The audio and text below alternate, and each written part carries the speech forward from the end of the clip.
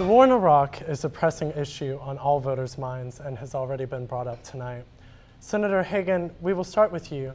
In a forum earlier this month, your opponent, Jim Neal, said he wouldn't support any war funding until a timeline had been established. Do you think that cutting funding will help this situation in Iraq? I will never cut off funding in order to end this war. We have got to protect our troops. I have friends and family currently serving in the war, and I will not take a back seat. I never want to put our troops at harm's way. However, we've got to end this war, but we've got to do so in a responsible fashion. We've got to have accountability, and we have to have benchmarks. We have got to tell the Iraqi government and the Iraqi people that they have got to take control of their country. We also need to have a diplomatic surge. We've got to involve the other countries in the Middle East to help end this war. Our military leaders say it needs to have a political solution, and that's what we need to do. We are currently mediating a civil war between 3 different factions, and we're spending $11 billion a month. We're building roads, hospitals, and schools in Iraq, and we need to be doing that here in the U.S. Thank you. Mr. Neal, a response? Surely.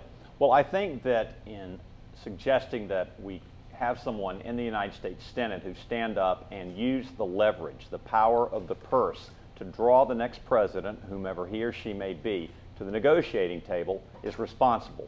Nobody's going to cut off funding to the troops that puts them in harm's way. I think that's playing into the notion of that supporting the troops is some bumper sticker. We need to get our troops out of Iraq. We need to bring them home safe and quickly.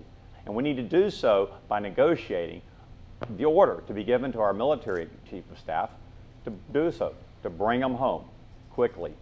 The administration, the Bush administration, has waged this war without any resistance from the United States Congress, resistance at all. And we're seeing casualties, damage to military families, our national esteem, and a tremendous waste of our wealth. This war has got to stop. We can't afford it. Our military can't afford it. And the only way that we're going to be able to stop it, lacking an administration that does so unilaterally, is to have a Congress who has the temerity and the courage to stand up and say, no more. We're not feeding this beast.